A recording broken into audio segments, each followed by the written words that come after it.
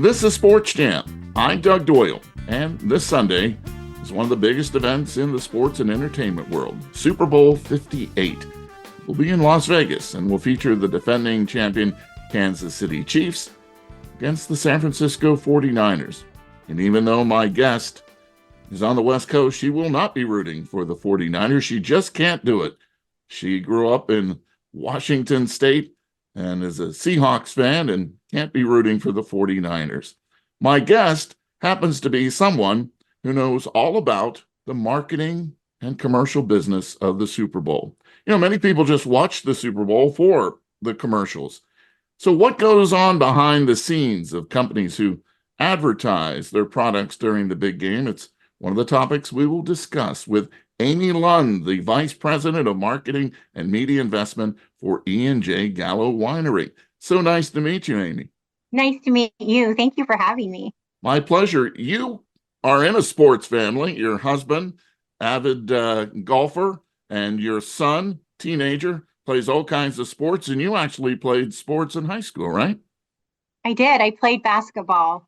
I was an avid basketball player, and I still love it to this day. It's my favorite sport to watch when my son playing, probably because I can relate to it the most. And as I mentioned, you don't have necessarily a rooting interest in the game, and neither do I.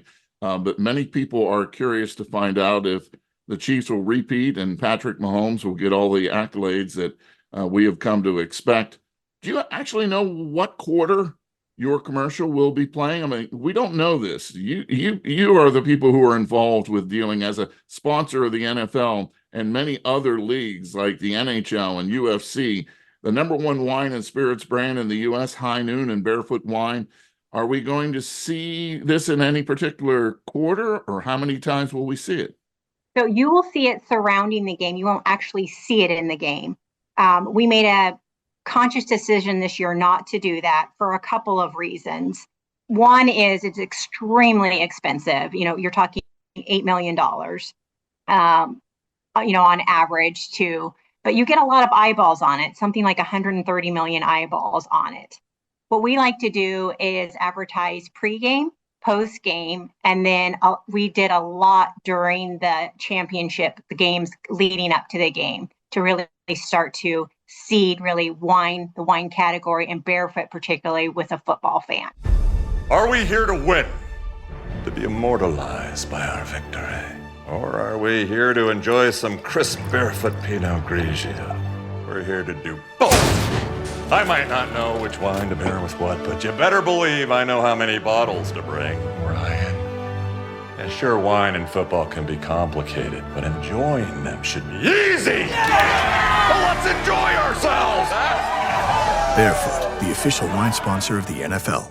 And many of us have seen at least one version of the commercial for Barefoot with Patrick Warburton, who basically is known as Putty from Seinfeld, and all the voice acting that he has done too through cartoons, and very recognizable face. He's a coach in your commercial, so we will be watching that with great anticipation. Let's talk about marketing strategy and branding.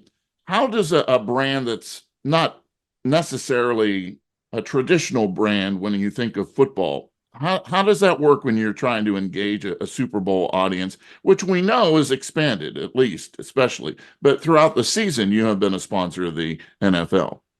We're in our second year of our partnership deal with the NFL, and we've got multiple years to go. So this is a long-term venture for us. Typically, back in the day, Anheuser-Busch had all of the alcohol rights. They recently gave up the wine category space, and we jumped on it. We think that there is a real authenticity about the football fan. It's huge. The football fan is huge. It's 2/3 of Americans are an audience of the NFL. I mean, that's just mind-blowing when you think about the size and magnitude of it. They have, your expert fans who are, into the game, understand all of the plays, understand all the players, their stats, where they went to high school, where they went to college. Then you have your avid fan who is an expert in their own right, but really a home team fan, has their base fan there to enjoy. And then you have your bandwagon fan who's there just to, celebrate the moment and along for the ride. Wine is a bit similar. It can be really complicated. You can have a somm who's going to explain, what kind of soil it was grown in and how it was picked and how it was processed. And then you have your avid drinker that just enjoys a nice glass of red every night or, every other night. And then you have your occasional drinker. And so there's a nice overlap there on really, you can be an expert, but you don't need to be an expert. And we really wanted to start to demystify the wine category. We have made it so complicated, so pretentious that you can have a glass of wine. You can have it with ice cubes if you wanted. You could have it in a solo cup and you could have it with some nachos. What a great way to do that with football, right? In a celebratory moment, you're with friends and family, which in America's pastime, and show it not to be as pretentious and that you can have it with nachos. You can have it with a hot dog. You can have it with a slice of pizza. So we really wanted to, piggyback off of that NFL fan and the size of that fan and the diversity of that fan.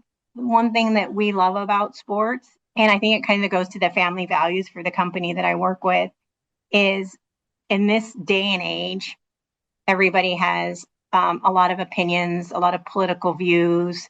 Sometimes we're not as kind to everybody as we wanted. Sports unites that. It doesn't matter. It doesn't matter, the color of your skin, what political party. If I'm in an airport and I see somebody with this Seahawks jersey on, I'm going to say hi to them, or a hat. I'm going to say hi to them, or, give a go Hawks or whatever signal. And I love that about sports. And I think wine in particular is a responsible way to just serve joy and be kind around that. So there's some values that are rooted there that are very similar. We felt was authentic. And when you go to the E&J Gallo Winery website, you will see that their mission statement is everything you just talked about. We serve enjoyment in moments that matter. The Super Bowl matters to a lot of people, whether you have a rooting interest or not. And I certainly can relate. I'm always wearing logo items, right? So I have Pittsburgh stuff all the time. And I have more fun when I'm in Philadelphia. One guy just said to me the other day, he goes, you're in the wrong place, sir. And he started busting me about it. And it can be fun too, right? So it's really fun. Yeah, it can connect you because there'll be a lot of big ghost Steelers and we'll pump our fists together. And then the other side where you're the enemy in enemy territory. So it is. Talk about commitment. Amy Lund has been with E&J Gallo Winery for almost 24 years. I know. Amazing commitment. Can you go back to day one and see how have you changed? Oh, I've changed tremendously. So I was born in Washington State, I graduated from Washington State. My first job out of college was an engineer at Boeing. So really exciting, really intimidating. I got the call from Gallo to come and interview as a production team leader at the time. I'd never even heard of Modesto, California, to be honest with you. I ended up going down and interviewing. And at that point in time, you had dinner with the family. And I was so impressed by their humility and their honesty about their challenges. And I was not a big consumer. I still don't drink a tremendous amount of wine today. I have a good palate, but I guess if you worked at, Mars, you wouldn't eat M&Ms every day. They're really responsible about the way they do it and really honest about the way they do it. So we moved, and it has been one of the best decisions I've made for myself and for my family. I rotated 13 times in 24 years, and I've been in 6 different functions. So I've been in production, I've been in supply chain, I've done finance for a line of business. I've led our corporate strategy for the 5 and 15-year plan. I've done new product development. And the last 8-9 years, I've really focused heavily on marketing, starting in our spirits business unit with the High Noon endeavor, and then moving into leading marketing for total portfolio across the different lines of business. And I've had the opportunity I got to work with Joe Gallo, our CEO, in the strategy role. And then I got to go work for his son, Ernest, in Spirits, who is now our CEO. And now I'm working for our CMO, Stephanie Gallo. And I cannot say enough about that family. They work extremely hard. They're very humble. They're curious, and they're supportive. They empower you. So I don't feel like I've been at the same company for 24 years because I've been in so many different functions. And for me, I have a real curiosity to learn all the time. Um, whether it's I'm an avid reader, whether it's historical fiction or fantasy or happiest man on earth or whatever you want. I am curious all the time, and they have let me explore that. So I'm really, really grateful for them, and they allow me to continue to grow. So that's all I can ask, right? And they're super supportive of my family, which is amazing. No one stays with a company for more than 2 decades if you're not having fun, because there's just so many other things that we can do. I'm speaking, for myself as well. 26 years coming up here at WBGO, doing this kind of thing. Interviewing people it's what I love to do. You talked about the perfect pairing of wine or high noon with the Super Bowl. So do you get like stats then after you're doing the pre and post game product? Do you get stats then back to say how successful? And you mentioned it's been a couple of years now. How have you seen the impact of the sports audience on your product? It's been phenomenal. It's been phenomenal. I'll tell you, I was nervous going into it. The NFL is a juggernaut. They're huge. So, how are you going to work with them? How are you going to get your content approved? There's lots of compliance. How do you maximize the relationship? So I was cautiously optimistic going into it.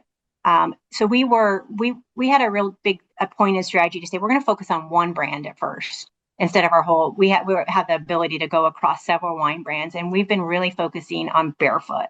Barefoot being America's most loved wine brand, brings in the most new consumers into the categories. So it's kind of a Coca-Cola per se of wine, and it's easily accessible. You know what you're going to get every time you get it, and it's affordable. We were cautiously, optimistic going into it. So with Barefoot, we've been able to track it. There's so much data these days, Doug. Like you can get as much data as you want. It's getting the right data. It's going to give you the right insight. So, people are walking around with phones, and you're hitting them with media constantly, and as well as the streaming. There's so much availability of data to mine to understand how you're performing. So we've seen our sales grow at a healthy clip, as well as purchase intent. And then what we call a share of voice coming through, and the quality of that message that's coming through. We've had 100% pull through of that. So when you talk about overlaying all your different marketing strategies, you typically look at what am I going to pay for and what am I going to distribute to consumers?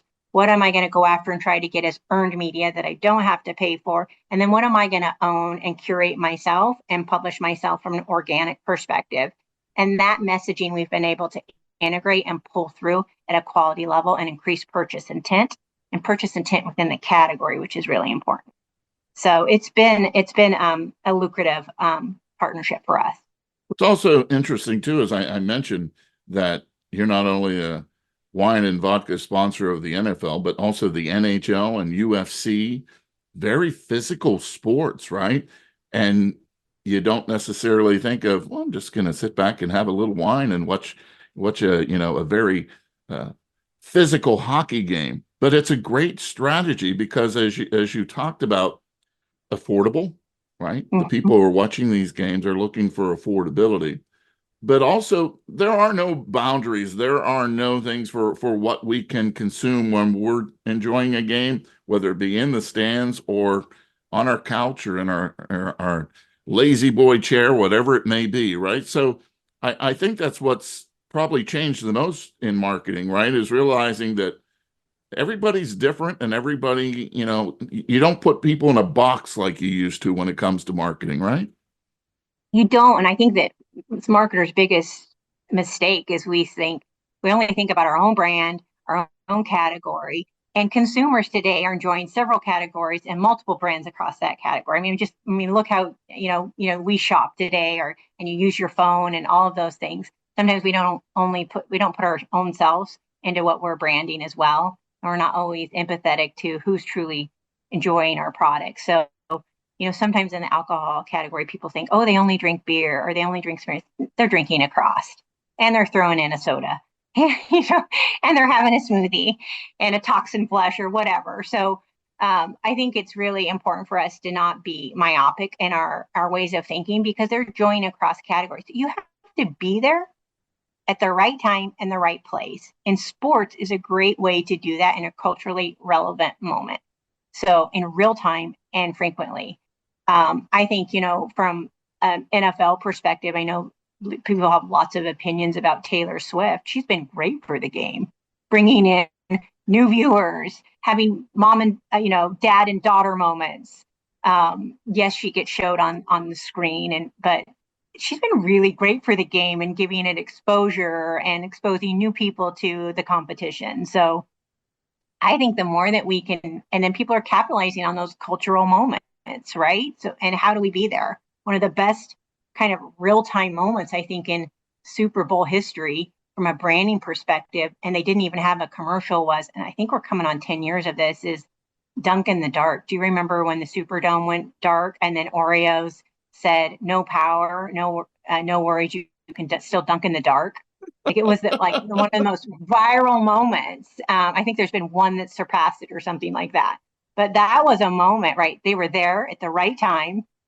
They produced quick turn content that was relevant, right? And it went viral. And they capitalized on that Super Bowl moment. I mean, that's like magic. I teach a sports broadcasting class, and I can't tell you the number of students that think that the Chiefs will win because it will be the best for the NFL because of the whole Taylor Swift, Travis Kelce moment that they expect to see. Even one of the extra credit questions was, if the Chiefs win, will Taylor come on the field and give Travis a hug? And they were like, oh yeah, it's going to happen if the Chiefs do win. Does it matter to Gallo because San Francisco is closer to, the whole connection of the winery business? No, it doesn't. In fact, for Gallo, we have a local team deal with the 49ers. So not only do we have the NFL partnership, we do local team deals across the United States to engage those teams as well, and those fan bases as well. So we have a great relationship with the 49ers. So yes, we have that hometown feel, but we also have a relationship with Mama Kelce. So, and we started that, I guess it's been about 3 months, and we were able to do an activation and partnership with her around the Eagles and the Chiefs games when both of her sons were playing, and we called it the Bandwagon Barefoot. And we had a competition, and consumers could enter it, and they ended up renting a box at the game. She was in the box. She taught them, and we had our head winemaker there. She taught these fans about the basics of football. They called them bandwagon fans. And then Jen Wall, our head winemaker, taught them about the basics of wine, and they enjoyed the game together. And now we parlayed that into, she's going to come down. She's at the NFL already. She's down there already. I'm going to head down tomorrow. She's going to pour for us at one of our activations around the event. So, taking, really leveraging those moments with her when she's relevant, she's watching her sons. She's just a mom. She's pretty phenomenal. I mean, she really is just a mom that is loving watching her boys. Yeah, both teams covered. I mean, yeah. It's perfect. Where will Amy Lund watch the Super Bowl? I actually get a seat this year, so I'm really excited. I do. So where are you sitting? I think I'm in section 200 or something. I am really excited about it. It'll be my first Super Bowl game. I've never been. And I'm excited about the whole experience, not only the game, but the halftime show, the whole experience. I'm headed down tomorrow to really go and watch. We're doing several activations, and then really look at all the other activations, meet with the NFL, meet with some other sports agencies. So lots of people are down there doing, business and meeting, but really to watch how the consumers are digesting all of this and what's meaningful for them. I think really taking a step back and listening to, I got to go down and watch the draft last year and how the consumers outside were, partaking in that event and the hype that went around it. And there's nothing better than watching the consumer in the actual moment to get some real insights and empathy about how the consumer is behaving in their journey through the whole event, and how they, or if they partake in your brand or not. Is your husband going to be next to you? No. He's not. He's not. He's not. Is he going mad down to about work. that? He was Is a he little upset? like, he said, "Did they ask?" And I said, "No." So a He'll be little with bit. your son. So normally, did you have Super Bowl parties when you weren't at the game? Oh, yeah, absolutely. We do every year, or we go to one. So absolutely, it's a moment, and everybody comes with, some people are really into the game that year, depending if it's their team or they're not, or they're just there for the halftime show and the commercials. So you just get a mix. It has such a great energy about it. So I can get you to have like a sign that says "Listen to SportsJam" that you could put up during the Super Bowl Absolutely, I will make a to sign promote for the you. podcast. No, that's a lot of fun. Hey, you'll have a great time. I'm really excited. I'm pinching myself. That's fabulous. So what time like are you going to get there? Do you get there early? What's that day plan like this Sunday for you? Sunday, so I will go to a tailgate party at the in the morning, starting with a tailgate party, walking through kind of all the activations, as well as enjoying some of it, and then heading into the game early, to get the right seat, watch all of the pregame shows and all of that. So I've got my whole day mapped out. I've got my whole, starting really tomorrow, my whole until Monday morning mapped out. Let's say you have to go to your car after you get back, and you're only allowed to have one drink because you're responsible. What Gallo product are you drinking? Oh, I have two go-tos. You can mention them. I have two go-tos. If I had to pick one, I would say Whitehaven Sauvignon Blanc. It's perfect. It's refreshing. It's light. It's accessible. I have to go with a red. Almost Malbec is my favorite from Argentina. Is probably my favorite. So you and I talked before, and you actually started the company while Ernest and Julio Gallo were still alive, but just for a little bit of time, the brothers both passed away at different points. So anything that when you saw this whole family that you just said, yeah, I'll probably be here for the next 2+ decades? I don't know if I ever realized that I would stay as long as I have. There is an entrepreneurial spirit about them that is really impressive and motivating. So they ask a lot of questions. They're humble in their intellect, and they're learning all the time. So I quickly learned that they're out in the stores constantly. They go out and survey. They speak with the retailers. They speak with the bar staff. They speak with the consumers. They're out right on the front lines trying to understand best what's so special about our category and our brands.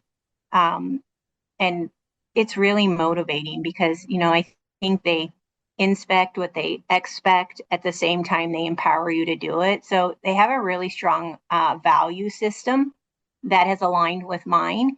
And it's just allowed me to be who I am. I can't be anybody else than who I am. I am what you see is what you get. I'm not somebody different at home than I am at work. And they have really let me celebrate that and move around the company in so many different functions that I have I think, been able to develop a really broad perspective on the business, identify opportunities, but more importantly, understand organizational readiness and how to get those things done when the time is right. So, and they've just let me run with it. And it's been a phenomenal journey for me. So, and I continue to work for the family members directly, and, to see it day in and day out is pretty impressive. So when we see the Barefoot commercial with Patrick Warburton during the pre and post game of the Super Bowl, I want you to think of Amy Lund, because she's one of the ones who's behind that whole idea. Thanks for filling us in on what it takes, because we don't know, right? We don't know the marketing strategies that go into things like this. So it was wonderful talking to you. Enjoy the game, and thanks for being on SportsJam. Thank you. Thank you so much.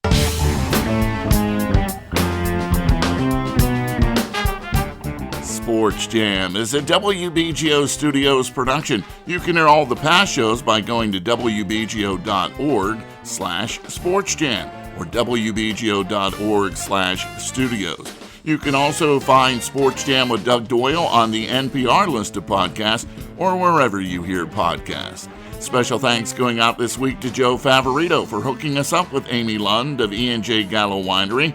And until our next Sports Jam session, I'll see you at the game.